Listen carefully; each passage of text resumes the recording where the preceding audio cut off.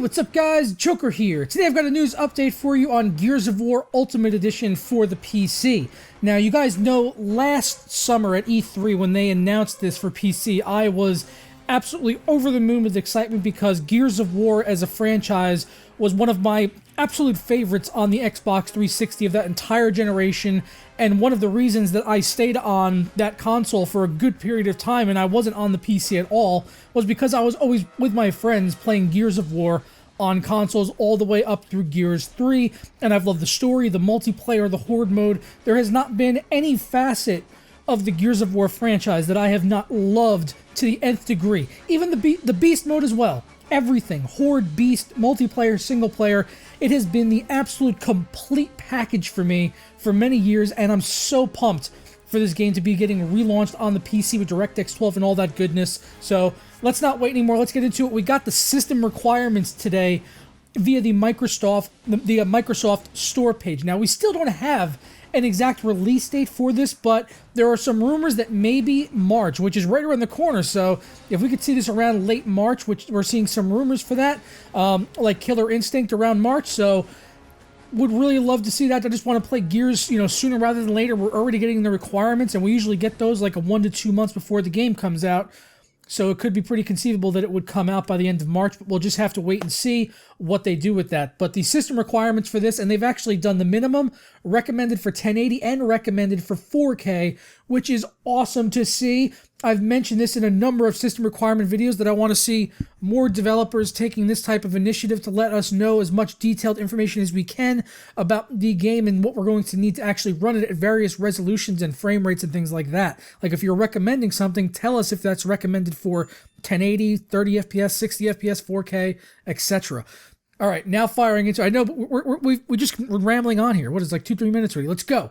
Minimum system requirements, 64-bit operating system. They are saying we have Windows 10, so it's a DirectX 12 title. This is going to be, well, I think we might get Killer Instinct before that, but this is like really one of the first big, one of the few first really big DirectX 12 titles that it's going to be mandatory. So no matter what, you need a DirectX 12 graphics card, to run this game on Windows 10, and it's going to be one of the reasons I'm going to upgrade to Windows 10, and I think quite a few people will probably go the same route and upgrade to Windows 10 at the time they need to just to play Gears of War. There's got to be a few people besides me just holding out for that, I'd have to imagine.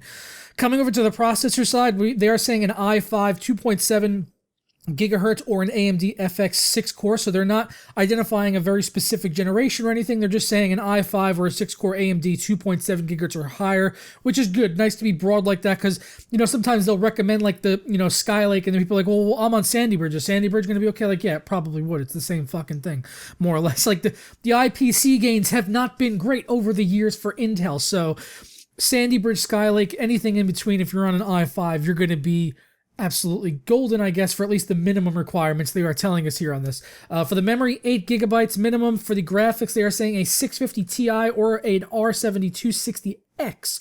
And on the hard drive, they're saying 60 gigabytes of available space. So really big install. Got to be expected here with this big DX12 game. It's going to have all those streaming textures and goodness in there. And I don't know if they take a page out of Titanfall's book, it'll just be 50 gigabytes of compressed audio. Let me know down in the comments below if you got that joke. All right, recommended system requirements, again, 64-bit OS on Windows 10. For the processor, now they're bumping it up to the i5, still at 3.5 gigahertz, or an FX 8-core on AMD. So any of the 8-core 8320 or higher's on FX. And then for Intel, i5 2500K basically still onward. Really nothing changed there. They changed the gigahertz, but really anything Sandy Bridge and onward, if you're turbo boosted anyway, you're going to be like up north of 3.5 anyway. So I don't even know why they bothered even putting different i5s between the two. Memory, 16 gigabytes they're now recommending here. 4 gigabytes of video memory, though they actually switched it here on the recommended. Before it was 2 gigabytes only on the minimum. So good to note that there. For the graphics, they are saying a 970 or a 290X from NVIDIA and AMD.